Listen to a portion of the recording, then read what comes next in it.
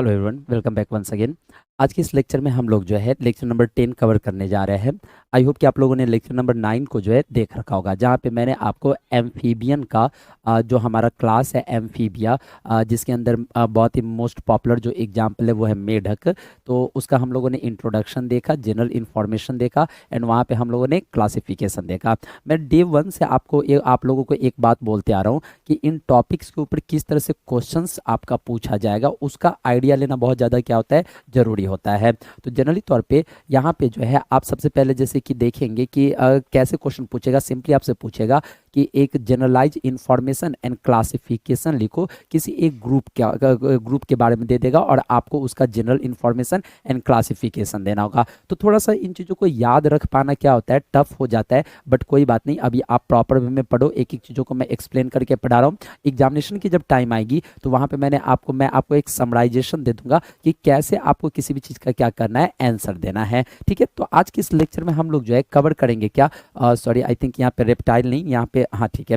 तो आज के क्लास में हम लोग जो है कवर करेंगे क्या, तो सेम जो हमारा रेप्टाइल अगला जो क्लास होता है एम्फीबिया का, एम्फीबिया के बाद जो अगला क्लास होता है रेप्टाइल, फाइलम कॉर्डेटा एंड सब फाइलम वर्टिब्रेटा के अंदर जो क्लास है हमारा रेप्टिलिया, इसके बारे में पढ़ने वाले हैं। तो इसका इंट्रोडक्शन देखेंगे, जनरल कैरेक्टरिस्टिक देखेंगे एंड अगेन क्लासिफिकेशन देखेंगे। तो चलिए फिर विदाउट किसी देरी के अब हम लोग हमारा जो ये क्लास है इसको क्या करते हैं, स्टार्ट करते हैं। जितने भी बच्चे पढ़ रहे हैं सबसे मेरा रिक्वेस्ट रहेगा कि अगर आपके पास ईयरफोन है तो ईयरफोन यूज कीजिए, इससे आपकी अंडरस्टैंडिंग बढ़िया होगी, आपका फोकस बनेगा और आप डिस्ट्रैक्ट नहीं होंगे। तो सबसे पहले हम लोग इंट्रोडक्शन देखेंगे कि रेप्टाइल्स क्या होते हैं। मैं आपको पहले अपने तरफ से बता देता हूँ। रेप्टाइल्स ऐसे जानवर होते हैं जो कि जिसे हिंदी में लोग सरीसृप कहते हैं, और ये क्या करते हैं, तो ये रेंग के क्रॉल करके क्या करते हैं, चलते हैं। जनरली तौर पे हुआ क्या था, ठीक से समझना, इन सारे ऑर्गेनिज्म का इवोल्यूशन कैसे हुआ था। आपको एक और क्वेश्चन देखने को मिलेगा, आपसे पूछेगा कि वर्टिब्रेट्स का इवोल्यूशन कैसे हुआ था, ओरिजिन कैसे हुआ था,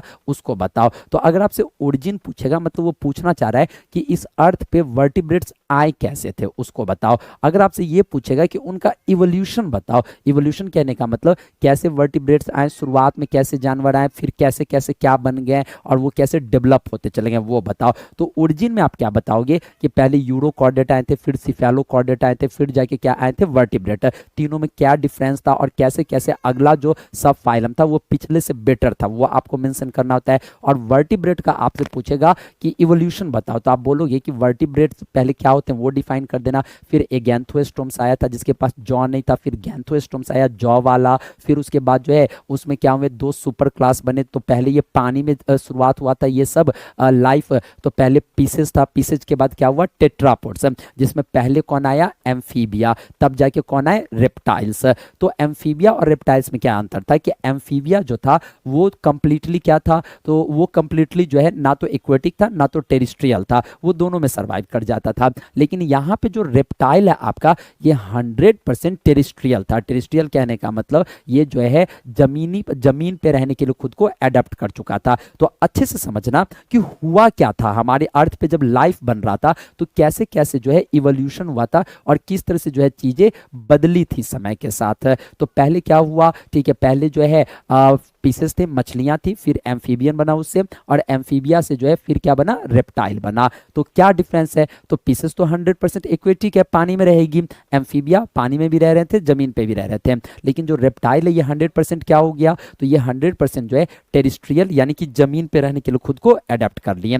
तो इसमें इंट्रोडक्शन में क्या दोगे, सबसे पहला पॉइंट आप अपने मन से ये मेंशन कर देना कि रेप्टाइल्स ऐसे ऑर्गेनिज्म होते हैं जो क्या करते हैं, क्रॉल यानी कि रेंग के चलते हैं, एंड ये 100% कंप्लीटली अडेप्टेड होते हैं फॉर टेरिस्ट्रियल लाइफ। फिर आगे क्या बोलता है, तो इसमें ये कोल्ड ब्लडेड होंगे। कोल्ड ब्लड कहने का मतलब क्या, मैंने आपको कई बार बता रखा है पिछले लेक्चर्स में। कोल्ड ब्लडेड कहने का मतलब जो अपने बॉडी का टेम्परेचर खुद नहीं मेंटेन कर सके। अगर बाहर का टेम्परेचर बढ़ेगा तो इनके बॉडी का टेम्परेचर भी बढ़ेगा, और अगर बाहर का टेम्परेचर घटेगा तो इनके बॉडी का टेम्परेचर भी क्या होगा, घटेगा। फिर क्या बोलता है, तो ब्रीथ थ्रू देयर लंग्स। आपने देखा होगा कि हम लोगों ने कल जब एम्फीबिया पढ़ा था तो एम्फीबिया में हम लोगों ने देखा था कि एम्फीबिया के में जो लार्वल स्टेज है, जो क्या है लार्वल स्टेज है, उसमें उनके पास गिल्स होता है। लेकिन एडल्ट में क्या होता है, लंग्स हो जाता है, फिर स्किन, फिर बक्कोफेरिंजियल कैविटी होता है रेस्पिरेशन के लिए। लेकिन यहाँ पे आप देख सकते हो कि ब्रीदिंग के लिए कंप्लीटली क्या है, लंग्स है, और लंग्स का होना क्या है, टेरिस्ट्रियल टेरिस्ट्रियल लाइफ का ये एक फीचर, यानी कि जमीन पे जो ऑर्गेनिज्म रहते हैं उनका ये एक फीचर है। फिर क्या बोल रहा है, हैव स्केल्स और स्क्यूट्स कवरिंग देयर बॉडीज। अगर आप गौर से देखोगे तो इनके बॉडी के ऊपर स्केल्स होता है। स्केल्स किसे बोलते हैं, मैं आपको जो है पिक्चर से दिखा के क्या करता हूँ, समझाता हूँ कि स्केल्स किसे बोलते हैं। आपने सांप को देखा होगा, किसको देखा होगा, सांप को देखा होगा, तो उनके बॉडी पे क्या होता है, स्केल्स होता है। कैसा ये लगता है दिखने में, तो वो मैं आपको दिखाता हूँ कि क्या होता है स्केल्स और ये कैसा लगता है दिखने में। ठीक है, तो क्या होता है ये स्केल्स, देखो क्या होता है ये स्केल्स, तो मैं यहाँ पे कर देता हूँ स्केल्स ऑन स्नेक। ठीक है, देखो तो स्केल्स क्या होता है और कैसा लगता है ये देखने में। आप यहाँ पे देख सकते हो कि जैसे कि यहाँ पे ये एक स्नेक है, तो इसके बॉडी के ऊपर अगर आप ध्यान से देखोगे तो देखो इस तरह की ये स्ट्रक्चर्स आपको देखने को मिल रहे हैं। यही क्या है, यही स्केल्स हैं। क्या है, ये स्केल्स हैं। तो वही बोल रहा है कि जो सांप जो स्नेक है ये भी किसके अंदर आता है, तो ये जो स्नेक है ये भी आपका आता है रेप्टिलिया के अंदर, ये रेंग के चलता है। तो वही बोल रहा है कि इनके बॉडी के ऊपर क्या होगा, तो इनके बॉडी के ऊपर जो है स्केल्स पाए जाएंगे। क्या पाए जाएंगे, स्केल्स पाए जाएंगे। फिर क्या बोलता है, एकदम ध्यान से देखना, फिर बोलता है herpetologist distinguished reptiles from amphibia as a separate class in 1895। तो हर्पेटोलॉजिस्ट क्या होते हैं, तो जो रेप्टाइल्स की स्टडी कर रहे हैं उन्हीं को हम लोग हर्पेटोलॉजिस्ट बोलते हैं। तो इन लोगों ने क्या किया, जो रेप्टाइल्स है इनको एम्फीबिया से अलग किया। इन्होंने बोला कि एम्फीबिया एक अलग तरह के और एनिमल्स हैं और रेप्टाइल्स अलग तरह के एनिमल्स हैं। कब किया था, तो 1895 में। तो ये इसका इंट्रोडक्शन है, सिंपल सा इंट्रोडक्शन क्या होता है। तो सबसे पहले मैं यहाँ पे मेंशन कर देता हूँ अपने तरफ से एक और इंट्रोडक्शन। आप क्या लिख सकते हो, तो लिख सकते हो completely adapted for terrestrial life. Terrestrial life कहने का मतलब जमीनी जीवन के लिए पूरी तरह से अडेप्ट हो चुके थे। एंड देन आप उसके बाद एक और पॉइंट क्या मेंशन कर सकते हो कि ये क्रॉल करके चलते हैं। ठीक है, ओके, तो जनरली दे क्रॉल मतलब क्या होता है, तो क्रॉल मतलब होता है रेंगना। ये क्या करते हैं, क्रॉल यानी कि रेंग के चलते हैं। ठीक है, तो कंप्लीटली एडेप्टेड हो चुके हैं टेरिस्ट्रियल लाइफ के, एंड क्रॉल रेंग के चलते हैं। कोल्ड ब्लडेड होते हैं, सांस कैसे लेते हैं, लंग्स से। बॉडी के ऊपर क्या होगा, स्केल्स होगा। तो इसको आप इंट्रोडक्शन के तौर पे भी यूज कर सकते हो और इसको आप जो है जनरल इंफॉर्मेशन के तौर पे भी यूज कर सकते हो। एग्जाम्पल्स क्या हो जाएंगे, तो एग्जाम्पल हो जाएंगे इसके स्नेक लिजार्ड, ये सब बहुत कॉमन एग्जाम्पल है जो कि हम लोग अपने चारों तरफ क्या करते हैं, देखते हैं। तो ये सब किसके एग्जाम्पल है, रेप्टाइल्स के एग्जाम्पल हैं। ठीक है, चलिए आगे बढ़ते हैं। अब यहाँ से इसका जनरल इंफॉर्मेशन शुरू होता है। तो अगर मैं जनरल इंफॉर्मेशन की बात करूँ कि क्या क्या जनरल फीचर है बॉडी का, जनरल कैरेक्टर है, तो पहला बोल रहा है live in both aquatic and terrestrial habitat. ठीक है, ये जो रेप्टिलिया है, देखो एम्फीबियन मत समझना इसे कि एम्फीबियन में मैंने आपको डिटेल में बताया था कि उसे पानी में भी चाहिए और रिप्रोडक्शन के लिए चाहिए। अगर पानी नहीं होगा तो जो एम्फीबियन से मेढक वो रिप्रोड्यूस ही नहीं कर पाएंगे, और अगर कोई स्पीसीज रिप्रोड्यूस नहीं कर पाएगा तो कुछ समय के बाद उसके स्पीसीज का एग्जिस्टेंस खत्म हो जाएगा। तो यहाँ पे क्या बोल रहा है, ये पानी में भी रहते हैं और जमीन पे भी रहते हैं। तो बहुत सारे रेप्टाइल्स जैसे कि स्नेक, तो वो क्या होते हैं, पानी के अंदर भी पाए जाते हैं, लेकिन पानी में रहते हैं। तो इसका मतलब ये नहीं है कि वो बस पानी में ही रहते हैं, वो जमीन पे भी बहुत कंफर्टेबली रह सकते हैं। दूसरा, गौर से सुनना, एक्चुअली में ये ज्यादा वेल डेवलप्ड जमीन के लिए होते हैं। भले ही स्नेक पानी में रहता है लेकिन वो सांस कैसे लेता है, तो उसके पास लंग्स होता है। मैं एक और एग्जांपल दूं जो कि इससे रिलेटेड नहीं है, इस टॉपिक से रिलेटेड नहीं है, समझाने के लिए मैं अगर आपको बताऊं तो आप जानते होंगे कि जो डॉल्फिन्स है, जो वेल मछलियां हैं, वो कहने के लिए मछलियां हैं लेकिन मछलियां तो गिल से सांस लेती हैं। बट जो डॉल्फिन और वेल मछलियां हैं उनके पास लंग्स होता है। कभी अगर आपने वेल मछली का जो है पिक्चर देखा होगा तो वो क्या करती है, उसके पास क्या होता है, लंग्स होता है। वो जमीन पे आएगी और सांस को छोड़ेगी तो एक फुहारा जैसा निकलेगा उसके उनके सिर के ऊपर से। तो वो सांस को छोड़ेगी, फिर सांस को भर के और फिर पानी के अंदर चली जाती है, और फिर जब ऑक्सीजन की कमी होती है तो वापस सरफेस पे आके सांस को छोड़ती है और फिर भर के अंदर चली जाती है। तो भले ही वो पानी में रहती है लेकिन उनके पास जो रेस्पिरेटरी ऑर्गन है वो क्या है, लंग्स है। तो उसी तरह से यहाँ पे बहुत सारे सांप होते हैं जो पानी में रहते हैं, नो डाउट, लेकिन उनके पास जो रेस्पिरेटरी ऑर्गन वगैरह है वो लंग्स है, और लंग्स एक टेरेस्ट्रियल लाइफ का ऑर्गन है, यानी कि जमीन पे रहने के लिए अडेप्ट हुआ है। अगर उनको पूरी तरह से पानी में छोड़ दो और बोलो कि आप सांस पानी में लो तो लंग्स फिर वहां वर्क नहीं करेगा। तो वही बोल रहा है कि कुछ एक्वेटिक भी होते हैं, एक्वेटिक में मेराइन भी होते हैं, फ्रेश वाटर भी होते हैं। बहुत सारे ऐसे स्नेक्स होते हैं जो कि क्या होते हैं, नमकीन समुद्र में पाए जाते हैं, ठीक है। और बहुत सारे ऐसे स्नेक होते हैं जो फ्रेश वाटर में पाए जाते हैं, और बहुत सारे ऐसे ऑर्गेनिज्म हैं रेप्टाइल्स के अंदर जो टेरेस्ट्रियल हैबिटेट में होते हैं, जैसे कि छिपकली वगैरह, ये तो 100% टेरेस्ट्रियल है, ठीक है। तो ये चीज बोल रहा है। आगे क्या बोल रहा है, they have dry confined skin, इनका स्किन कैसा होता है, ड्राई होता है। तो अभी थोड़ी देर पहले जो है मैंने आपको इसके जो स्नेक है इसका स्किन देखिए आप, तो यहाँ पे ये स्नेक है, साफ साफ देख के ही इसका स्किन कैसा लग रहा है, ड्राई लग रहा है।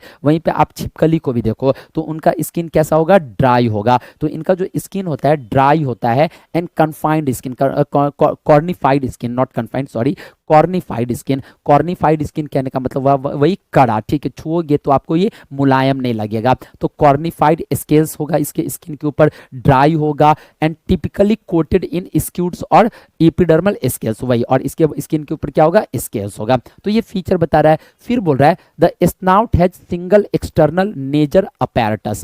स्नाउट पे क्या होता है, स्नाउट मतलब जिसे हम लोग हिंदी में बताएं तो एकदम प्योर हिंदी में से हम लोग थूथन कहते हैं। क्या बड़ा अजीब सा नाम लग रहा है थूथन, ये क्या होता है, तो एक्चुअली में ये जो पार्ट है इसी को स्नाउट बोला जाता है। जैसे कि आप डॉग्स में देखोगे ये वाला पार्ट क्या होता है, निकला हुआ रहता है, तो इसे हम लोग स्नाउट बोलते हैं। तो हम लोगों के पास क्या होता है, दो नेजल चैम्बर है, एक इधर और ये बीच में सेपरेटेड है, बट इनके पास क्या होता है, स्नाउट के ऊपर सिंगल एक्सटर्नल नेजल अपैरेटस होता है, यानी कि सिंगल ही ये चैम्बर रहेगा। फिर बोल रहा है the year drums have a little depression. जो ईयर ड्रम्स होंगे यानी कि जहां पे कान होगा इनका, इनके पास कान भी होता है, तो वहां पे क्या होगा, एक लिटिल डिप्रेशन होगा, ठीक है। फिर क्या बोल रहा है, there are two sets of pentadactyl limbs which end in the digits with clause.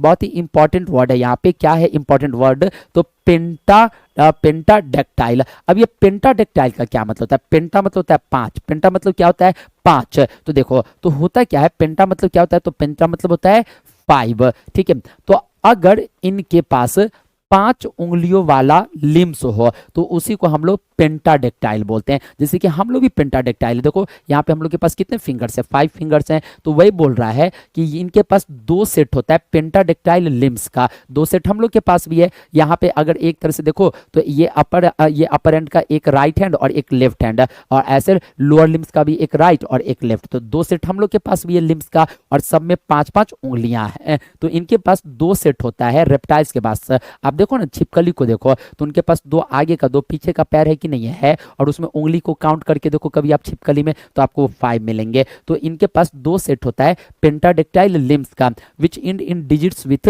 क्लॉच, जिसमें उंगलियां होती हैं, और वो उंगलियां जो है पंजे में चेंज हो जाती हैं। पंजे में कहने का मतलब क्या, ठीक है, जैसे पंजा जैसा नाखून रहेगा, बड़ा बड़ा नुकीला नुकीला, पंजे जैसा स्ट्रक्चर बना लेता है, ठीक है। फिर बोल रहा है हाँ कुछ रेप्टाइल्स में ये नहीं होते हैं, वो डिजेनरेट हो जाते हैं, लेकिन इसका रिमेन मिलेगा। जैसे कि स्नेक में, स्नेक में क्या है, तो स्नेक में जनरली तौर पे आपको लिम्स देखने को नहीं मिलेगा, वो पूरी तरह से रेंग के चलता है। लेकिन ऐसा नहीं है कि उसमें लिम्स नहीं होता है, जैसे हम लोग के पास टेल नहीं है बट टेल का रिमेन टेल बोन है, उसी तरह से स्नेक्स के अंदर आपको लेग नहीं दिखेगा लेकिन उसका रिमेन दिख जाता है स्नेक के अंदर, कि कभी इसमें पैर हाथ हुआ करता था, पैर हुआ करता था, फिर वो जब रेंगने लगा पेट की तरफ से कंप्लीटली तो वो गायब हो गया, ठीक है। तो ये चीज है। फिर बोल रहा है there is a post anal tail, इनके पास एक पूंछ भी होगा। पोस्ट एनाल टेल कहने का मतलब क्या, जैसे कि मान लो कि यहाँ पे ये एक ऑर्गेनिज्म है और यहाँ पे ये एनस है, तो पोस्ट मतलब बाद, प्री मतलब पहले, तो एनस के बाद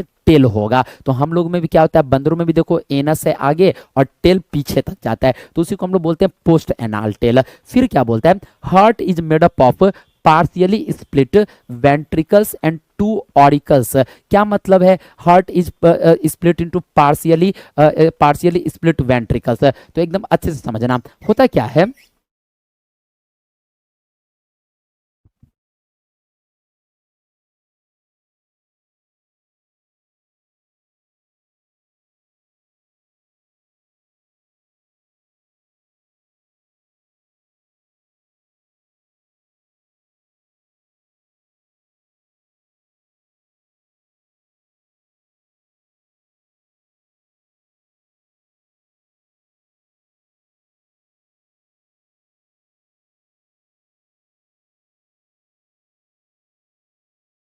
होता क्या है कि इनका जो हार्ट होता है ये जनरली तौर पे क्या होता है, 3 चैम्बर का होता है। कितने चैम्बर का होता है, 3 चैम्बर का होता है। मैं यहाँ पे लिख देता हूँ, ठीक है। ओके, कितने चैम्बर का हार्ट होगा, तो बेसिकली 3 चैम्बर्ड, ठीक है।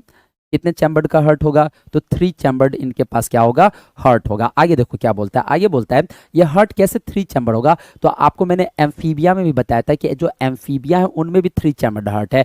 आपसे इवोल्यूशन ऑफ हार्ट भी पूछेगा, तो एक तरह से आप देख सकते हो इवोल्यूशन ऑफ हार्ट कैसे हो रहा है। सबसे पहले अगर मैं जैसे कि बात करूं पीसेज, पीसेज कहने का मतलब क्या, मछलियों में, तो मछलियों में कैसे होता है हार्ट, तो मछलियों में जो हार्ट है वो क्या है आपका, मछलियों में जो हार्ट है वो आपका क्या है, 2 चैम्बर का है। कितने चैम्बर का है, इस तरह से 2 चैम्बर का है, ठीक है। एक है ऑरिकल और एक क्या है, वेंट्रिकल। कितने चैम्बर हो गए, 2 चैम्बर्ड हो गए। एकदम ध्यान से देखते जाना, 2 चैम्बर के होते हैं।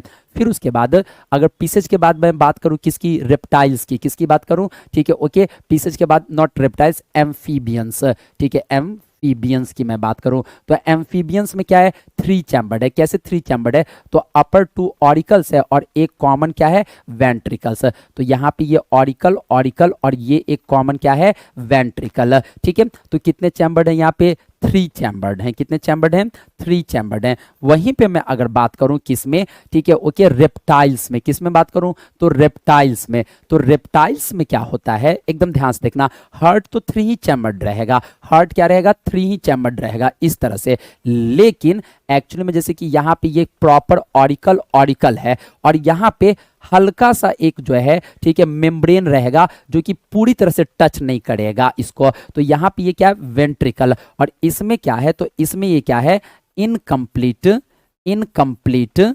इनकम्प्लीट सेप्टम, ठीक है, इनकम्प्लीट सेप्टम, यानी कि ये पूरी तरह से कंप्लीट नहीं रहेगा, तो मिक्सिंग ऑफ ब्लड चलते रहेगी। लेकिन इसके कंपेयर देखो थोड़ा सा डेवलप हुआ, इसमें तो कोई सेपरेशन है ही नहीं वेंट्रिकल्स में, इसके वेंट्रिकल्स में क्या हुआ, सेपरेशन आया। तो कंसिडर्ड हमको लोग इसको 3 चैम्बरिंग करते हैं, तो इसको हम लोग क्या करते हैं, कंसिडर्ड, कंसिडर्ड एज 3 चैम्बर्ड। इसको हम लोग कंसिडर्ड करते हैं कितने चैम्बर के तौर पे, 3 चैम्बर के ही तौर पे कंसिडर्ड करते हैं, ठीक है। ओके कितने चैम्बर के तौर पे करते हैं, 3 चैम्बर के तौर पे कंसिडर करते हैं। क्योंकि यहाँ पे क्या होती रहती है, तो क्योंकि यहाँ पे जो है क्या होती रहती है, तो यहाँ पे मिक्सिंग होती रहती है ब्लड की, इस वजह से हम लोग इसको 3 चैम्बर ही कंसिडर करते हैं। तो वही बात जो है यहाँ पे क्या बोल रहा है, बोल रहा है। और इसके में एक्सेप्शन में है क्रोकोडाइल, एक्सेप्शन में कौन है, क्रोकोडाइल। तो एक और पॉइंट मैं बना देता हूं यहाँ पे, एक्सेप्ट क्रोकोडाइल। जो क्रोकोडाइल है वो रेप्टाइल के अंदर आता है, लेकिन इसके पास 4 चैम्बर्ड हार्ट है। कितने चैम्बर्ड हार्ट है, 4 चैम्बर्ड हार्ट है, ठीक है। 4 चैम्बर्ड हार्ट होता है एक्सेप्ट क्रोकोडाइल, क्रोकोडाइल के पास 4 चैम्बर्ड हार्ट होता है। तो वही बात यहाँ पे बोल रहा है कि the heart is made up of partially split ventricles, पूरी तरह से स्प्लिट नहीं हुआ है, आधा अधूरा पार्शियल यहाँ पे जो है स्प्लिटिंग देखने को मिल रहा है वेंट्रिकल्स में। एंड 2 क्या है, ऑरिकल्स है। क्रैनियल नर्व मैंने आपको कई बार बताया कि हमारे ब्रेन से जो न्यूरॉन्स निकलते हैं और फेशियल एक्टिविटी को कंट्रोल करते हैं उसको क्रैनियल नर्व बोलते हैं। और ह्यूमंस में, मैमल्स में क्रैनियल नर्व का नंबर 12 होता है। और आपको मैंने पढ़ाया था जब पीसेज और एम्फीबिया, तो वहां पे मैंने बताया था कि दोनों में 10 है क्रैनियल नर्व का नंबर। लेकिन यहाँ पे देखो अगेन जो क्रैनियल नर्व है वो न्यूरॉन्स जो आपके ब्रेन स्पाइनल कॉर्ड से नहीं निकलेंगे, डायरेक्ट ब्रेन से निकल के आपके फेस में जाते हैं और आपके फेशियल एक्टिविटी को कंट्रोल करते हैं, तो उनको हम लोग क्रैनियल नर्व बोलते हैं। और इनका जो टोटल नंबर है वो कितना है, 12 पेयर है। आगे क्या बोल रहा है, वेल डेवलप्ड, क्या बोल रहा है, वो वेल डेवलप्ड, वो वेल डेवलप्ड, आई थिंक,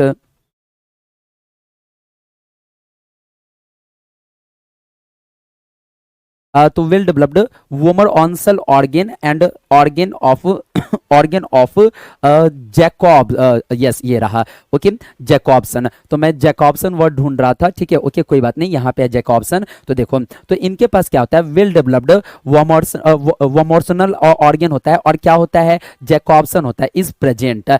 अब जो है आपका ये वोमर ऑन्सल ऑर्गन क्या होता है, तो वोमर ऑन्सल ऑर्गन क्या होता है, मैं आपको पिक्चर से क्या करता हूँ, दिखाने की कोशिश करता हूँ कि वोमर ऑन्सल ऑर्गन क्या है, ठीक है।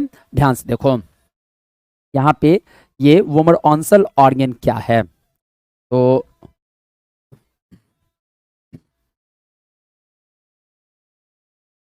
वोमरोंसल ऑर्गन क्या होता है, ध्यान से देखो। आपको, आप लोगों ने अगर कभी वोमर बोन पढ़ा होगा तो होता क्या है कि जैसे कि हम लोग का क्या है, ये नोज है, तो यहाँ पे क्या होता है, ये जो बोन होता है बीच में, इसको हम लोग वोमर बोन बोलते हैं। क्या बोलते हैं, वोमर बोन बोलते हैं, ठीक है। तो वोमरंसल ऑर्गन क्या होता है, देखो वोमरंसल ऑर्गन क्या होगा, ठीक है। देखो होता क्या है, जैसे कि यहाँ पे ये स्नेक है, एकदम अच्छे से ठीक से देखना। जैसे कि मान लो कि यहाँ पे ये स्नेक है, मैं इसे एक दूसरे जो है पिक्चर के तौर पे ओपन कर लेता हूँ ताकि आपको क्लैरिटी रहे, ठीक है, ओके। देखो तो अब जैसे कि यहाँ पे ये स्नेक है, एकदम ध्यान से देखना, यहाँ पे ये एक स्नेक है, तो यहीं पे एक ऑर्गन होता है जिसको हम लोग बोलते हैं वोमेरोंसल ऑर्गन, ठीक है, ओके, यानी तो वोमर नेजल ऑर्गन, ठीक, ओके, वोमर नेजल ऑर्गन। तो वोमर नेजल ऑर्गन क्या होता है, एकदम गौर से सुनना।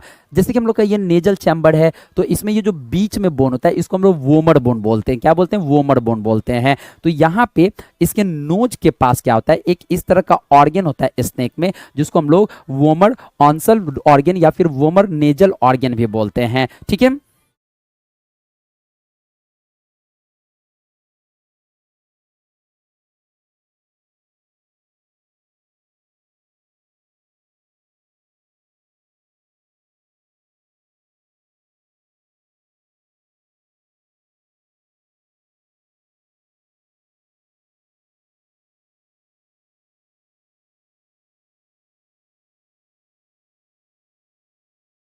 ठीक है, तो ध्यान से देखिएगा।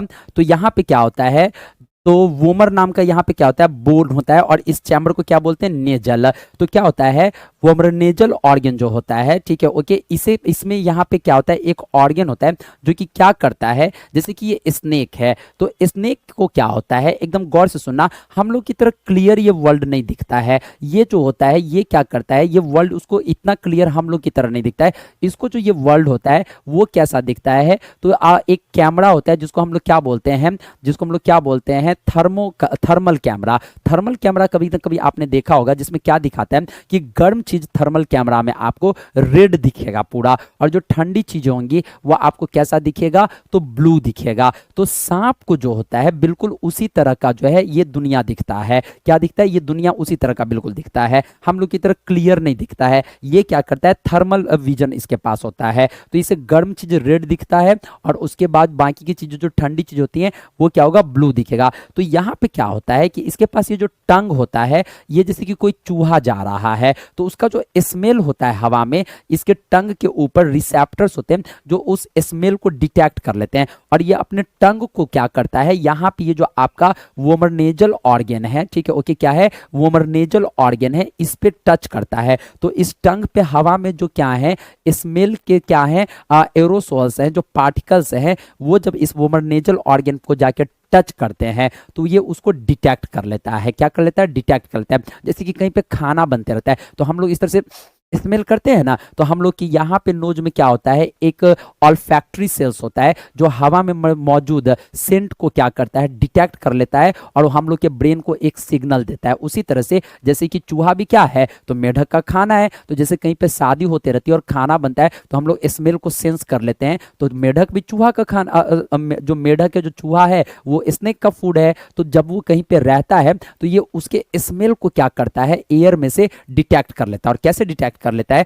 तो इसके टंग से जो है वो उस एयर में जो इसका स्मेल है उसको खींचता है अंदर, और यहाँ पे जो वोमरनेजल ऑर्गन है उस पे क्या होते हैं, रिसेप्टर्स होते हैं, तो यहाँ पे टंग इसको जाके टच करता है। बस ये डिटेक्ट करते रहता है कि स्मेल इधर से अब ज्यादा आ रहा है, इसका मतलब वो इधर गया है, या फिर इधर जाएगा तो इधर से ज्यादा स्मेल आ रहा है, इसका मतलब वो इधर गया, और सांप उसी डायरेक्शन में क्या करता है, चला जाता है। तो ये जो वोमरनेजल ऑर्गन है, आप इसमें देख सकते हो कितने अच्छे से दिखाया गया है। यहाँ पे ये नर्व है, न्यूरॉन्स है, और यहाँ पे ये इसका ब्रेन है, ये क्या है पूरा इसका, आप देख सकते हो यहाँ पे लिखा भी हुआ है ब्रेन। तो यहाँ पे क्या करेगा, इससे सेंस को डिटेक्ट करके यहाँ पे क्या करेगा, वोमरनेजल ऑर्गन को देगा, और वोमरनेजल ऑर्गन जो है इस चीज को इसके ब्रेन पे ट्रांसफर कर देगा। कहाँ ट्रांसफर कर देगा, ब्रेन पे ट्रांसफर कर देगा, और इस तरह से जो ये स्नेक है ये क्या करेगा, स्मेल को डिटेक्ट करेगा। ठीक है, तो वही बात यहाँ पे बोल रहा है कि इसके पास वोमरनेजल ऑर्गन होता है जो कि जिसको हम लोग जैकॉब्सन ऑर्गन भी बोलते हैं। ठीक है, ये और नाम बहुत पॉपुलर है जैकॉब्सन ऑर्गन, ठीक है, ओके, इसे आप लोग याद रखना।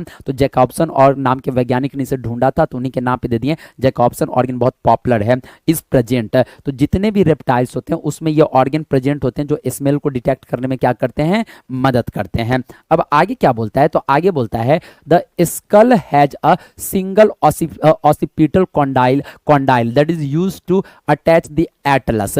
इस लाइन का मतलब अगर आपको समझना है ना तो आप एम्फीबिया, इस यानी कि ये लेक्चर नंबर 10 है, लेक्चर नंबर 9 देखो, उसमें मैंने प्रॉपर पिक्चर से आपको दिखाया था कि हमारे स्कल के नीचे कैसे दो जो है उभरे हुए क्या होते हैं, बोन्स होते हैं, जिसको हम लोग ऑसिपिटल कॉन्डाइलिस बोलते हैं। और हमारा जो फर्स्ट सर्वाइकल बोन होता है इसको एटलस बोलते हैं, जिसमें इस तरह से खांच होता है और इसी पे ये टिका हुआ रहता है हम लोग का स्कल, जिसमें हम लोग इसको ऐसे करके क्या कर रहे हैं, मूव कर रहे हैं। तो वही बात यहाँ पे बोल रहा है कि इसके स्कल में, हम लोगों के स्कल में और एम्फीबिया के भी स्कल में दो ऑसिपिटल कॉन्डाइलिस होता है, बट बोल रहा है रेप्टाइल के स्कल में कितना ऑसिपिटल कॉन्डाइलिस है, तो सिंगल, जो किस पे अटैच रहता है, तो एटलस, यानी कि जो हमारा सबसे पहला सर्वाइकल वर्टिब्रा है, सबसे पहला नंबर जो वर्टिब्रल कॉलम का है उसे एटलस बोलते हैं, उस पे अटैच रहता है। फिर बोल रहा है cleidoic egg are usually larger in size. अब ये क्लिडोइक एग क्या होता है, देखो बहुत सारे एग के ऊपर क्या होता है, तो कैल्शियम कार्बोनेट का हार्ड कवरिंग होता है, लेकिन बहुत सारे ऐसे ऑर्गेनिज्म होते हैं जिनके एग के ऊपर कैल्शियम कार्बोनेट का हार्ड कवरिंग नहीं होता है। बेस्ट एग्जांपल कौन है, तो बेस्ट एग्जांपल है आपका एम्फीबियन मेढक, उसके ऊपर क्या होता है, हार्ड शेल की कवरिंग नहीं होती है। तो बोल रहा है कि ये सब क्लिडोइक एग्स होते हैं, ये जो एग देते हैं वो क्लिडोइक होते हैं। क्लिडोइक कहने का मतलब क्या, उसके ऊपर हार्ड कैल्शियम कार्बोनेट की कवरिंग होगी। जैसे कि आपका जो चिकन है, तो चिकन का जो एग होता है वो भी क्लिडोइक एग है, उसके ऊपर भी व्हाइट कलर की हार्ड कैल्शियम कार्बोनेट की कवरिंग होती है। तो बोल रहा है cleidoic eggs are usually larger in size. जो मेढक, जो आपका स्नेक है, जो और भी रेप्टाइल्स हैं, लाइक फॉर एग्जांपल, ठीक है, और भी रेप्टाइल्स कैसे हो गए, जैसे कि आपके क्रोकोडाइल हो गए, तो इन लोग का जो एग होता है जनरली तौर पे साइज में बिगड़ होते हैं, बिल्कुल चिकन के एग की तरह, और उसके ऊपर हार्ड कवरिंग होता है, तो क्लिडोइक एग। आगे बोल रहा है द कैल्सेरियस सेल, जिसके बारे में मैं अभी आपको बता रहा था कि उसके ऊपर कैल्शियम कार्बोनेट का क्या होगा, तो कवरिंग होगा। तो the calcareous shell serves as a defence. ये क्यों होता है हार्ड कवरिंग एग के ऊपर, तो वो प्रोटेक्शन देता है, डिफेंस के तौर पे काम करता है। एंड ठीक है, डेसिकेशन, डेसिकेशन मतलब क्या, सूखने से उसको बचाता है। मैंने आपको एम्फीबिया में बताया था कि उन्हें पानी की क्यों जरूरत होती है, क्योंकि उनके एग के ऊपर हार्ड कवरिंग नहीं होती है, तो अगर क्या होगा, वाटर नहीं होगा तो धूप में सूख जाएंगे। ठीक है, तो क्या बोल रहा है कि इसमें डेसिकेशन से बचाएगा, डेसिकेशन मतलब सूखना, ठीक है, एक्सटर्नल डैमेज यानी कि बाहरी डैमेज से बचाएगा वो hard covering. And the shell has openings for the exchange of gases. उस शेल के अंदर एक छोटे छोटे बहुत सारे माइन्यूट ओपनिंग्स होती हैं जिससे गैस का क्या होते रहे, एक्सचेंज रहे, और अंदर में जो एम्ब्रायो डेवलप कर रहा है वो ऑक्सीजन को लेते रहे। ठीक है, फिर बोल रहा है फर्टिलाइजेशन अकर इंटरनली। मेढक में हम लोगों ने पढ़ा था एम्फीबिया में कि वाटर में जो मेल फ्रॉग होता है वो अपना स्पर्म रिलीज कर देता है और जो फीमेल फ्रॉग है वो ओवम रिलीज कर देगी, एंड वहां पे क्या होगा, फर्टिलाइजेशन होगा। तो वो एक्सटर्नल फर्टिलाइजेशन है, बॉडी के अंदर नहीं होता है, वाटर में होता है। यहाँ पे जो फर्टिलाइजेशन है इंटरनल है, यानी कि जो मेल स्नेक है, फीमेल स्नेक है, वो मेट करेंगे आपस में, और क्या होगा, स्पर्म के थ्रू जो इस जो पेनिस है, रिप्रोडक्टिव कॉपुलेटरी ऑर्गन है स्नेक का या फिर किसी भी रेप्टाइल का, लिजर्ड का, उसके थ्रू फीमेल के जो है रिप्रोडक्टिव ऑर्गन के अंदर स्पर्म रिलीज किया जाएगा और तब जाके फर्टिलाइजेशन होगा। तो फर्टिलाइजेशन इज इंटरनल है। फिर क्या बोल रहा है, extra embryonic membranes. Extra embryonic membranes क्या होते हैं, तो मैंने आपको कभी ना कभी बताया होगा कि बेबी के चारों तरफ कुछ मेम्ब्रेन्स होते हैं, जैसे कि मान लो कि यहाँ पे ये यूट्रस है और यहाँ पे ये क्या हो गया, फैलोपियन ट्यूब हो गया, और यहाँ पे यूट्रस का जो वॉल होता है जिसे हिंदी में हम लोग गर्भाशय बोलते हैं, वो 3 लेयर का बना होता है। तो एक आउटर लेयर, एक मिडिल लेयर और एक इनर लेयर, और ये जो इनर मोस्ट लेयर है इसमें उंगली जैसी स्ट्रक्चर्स होती हैं। तो यहाँ पे क्या होता है, प्लेसेंटा होता है। प्लेसेंटा क्या होता है, आई होप आप पढ़े होंगे, ये बेबी तक उसी चीज को जाने देता है जो बेबी के लिए जरूरी है। यहाँ पे क्या है, ये एम्ब्रायो, और इसके चारों तरफ एक मेम्ब्रेन होता है जिसको हम लोग एमनियोटिक मेम्ब्रेन बोलते हैं, और ये एमनियोटिक मेम्ब्रेन एक तरह का फ्लूइड रिलीज करता है जिसे एमनियोटिक फ्लूइड बोलते हैं, और जब भी झटका लगता है तो ये इस फ्लूइड जो है इस शॉक को अब्जॉर्ब कर लेता है और बेबी को डैमेज से बचा देता है। फिर इसके चारों तरफ एक और सैक होता है जिसे हम लोग एलेंटोनिस, जिसमें वेस्ट प्रोडक्ट जमा होता है, और एक होता है योक सैक जिसमें क्या होता है, बेबी के लिए, एम्ब्रायो के लिए रिजर्व फूड रहता है। तो टोटल कितने मेम्ब्रेन हो गए, 1 प्लेसेंटा, दूसरा एमनियोटिक मेम्ब्रेन, तीसरा एलेंटोनिस, एंड फोर्थ आपका क्या है, योक सैक। तो इन चारों के अंदर क्या होते हैं, ठीक है, ये चारों क्या है, एक्स्ट्रा इम्ब्रायोनिक मेम्ब्रेन है, यानी कि इम्ब्रायो के चारों तरफ प्रेजेंट रहते हैं। तो क्या बोल रहा है कि extra embryonic membranes like amnion, जैसे एमनियोटिक मेम्ब्रेन बोल रहे हैं, कोरियन, एमनियोन के ही बगल में क्या होता है, कोरियन होता है, कोरियन एंड एलेंटोनिस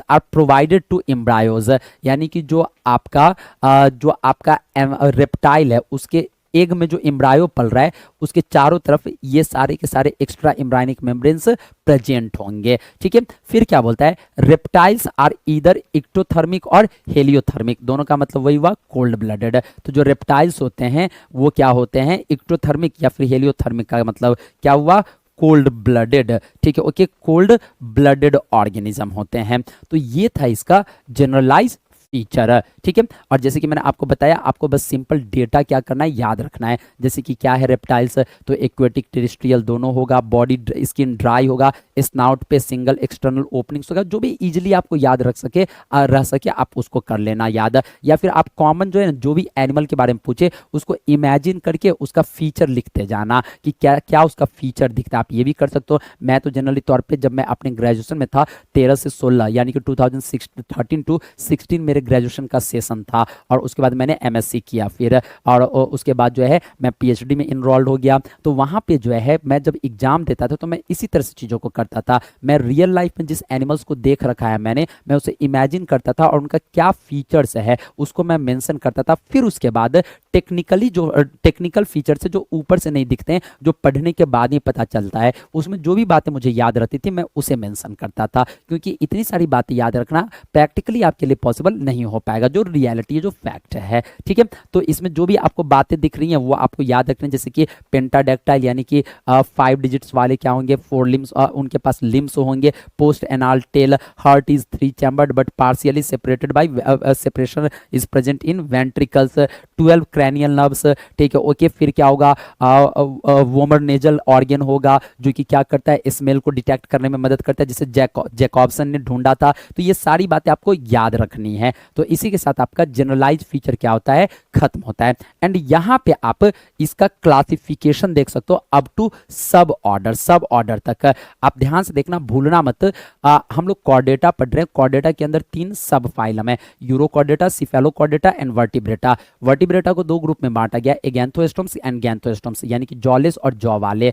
और जो जॉ वाले हैं गैंथोस्टोम्स, उनकी 2 सुपर क्लास है, पीसेज और टेट्रापोड। और पीसेज के अंदर जो है 3 क्लास हैं, और जो आपका टेट्रापोड सुपर क्लास है इसके अंदर 4 क्लासेज हैं। क्या क्या, तो सबसे पहला है एम्फीबिया, फिर है रेप्टाइल्स। तो यहाँ पे देखो रेप्टाइल क्या हो गया, क्लास, और क्लास के अंदर क्या होगा, सब क्लास। तो इसके टोटल कितने सब क्लास है, 6 सब क्लास हैं। क्या, एनेप्सीडा, फिर उसके बाद क्या है साइनेप्टोसूरिया, फिर क्या है स्थायोपेट्रिगिया, और फिर क्या है लेपिडोसूरिया, और फिर क्या है आर्कोसूरिया, और फिर क्या है साइनेप्सीडा, ठीक है, ओके। ध्यान से देखना, ये है एनेप्सीडा और ये है साइनेप्सीडा, ठीक है। फिर ध्यान से देखना, और यहाँ पे कंफ्यूजन मत होना, ये है साइनेप्टोसूरिया, ठीक है, ओके, और ये साइनेप्सीडा, और इसके अंदर ये सब क्या हो गए, ऑर्डर हो गए, क्या हो गए, ऑर्डर हो गए। एंड जैसे कि आप देख सकते हो कि जो क्रोकोडाइल है ये किसके अंदर है, तो आर्कोसूरिया के अंदर है। आर्को वर्ड किसके लिए लगता है, तो आर्को वर्ड जो होता है पुराने के लिए लगता है। ये बोला जाता है कि डायनासोर के समय का एक ऐसा ऑर्गेनिज्म जो अभी तक हमारी धरती पे जिंदा है, तो वह है क्रोकोडाइल। क्या है, क्रोकोडाइल, ये डायनासोर का ही क्या है, तो ये जो है डायनासोर का ही रिलेटिव है एक तरह का, ठीक है। तो ये सब आप यहाँ पे देख सकते हो कि सब कुछ यहाँ पे मेंशन किया गया है। एंड कुछ जो आपके ऑर्डर है उनके अंदर सब ऑर्डर्स भी हैं, क्या है, सब ऑर्डर्स भी हैं। तो ये इसका एक डिटेल्ड क्लासिफिकेशन है। तो आपको इंट्रोडक्शन याद रखना है, जनरल फीचर याद रखना है, और इसमें जितना आप याद रख सकते हो रखो। आरी बास में, ठीक है। वैसे एग्जामिनेशन के समय मैं आपको बता दूंगा कि कौन कौन से ऐसे जो है क्या है एनिमल्स हैं जिनके ऊपर शायद उनका क्लासिफिकेशन पूछ सकता है आपसे, आपके लिए इंपॉर्टेंट है। फिलहाल हम लोग सबको क्या करेंगे, पढ़ेंगे। तो इसी के साथ आपका क्या होता है कि जो रेप्टिलिया है, रेप्टाइल्स है, उनका introduction, general feature and classification क्या होता है, खत्म होता है। तो आप लोग के पास 1 मिनट का टाइम है, किसी भी बच्चों को किसी भी तरह का डाउट है तो आप पूछ सकते हैं।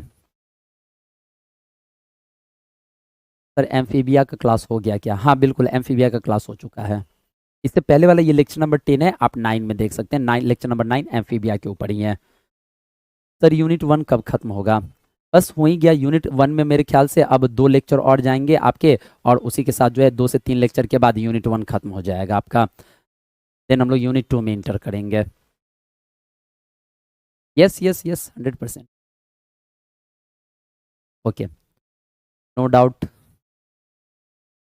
तो आज की क्लास को अब हम लोग यहीं पे खत्म करते हैं, फिर से अब हम लोग अगले क्लास में मिलेंगे न्यू टॉपिक के साथ। तब तक के लिए आप सब लोगों को बाय बाय।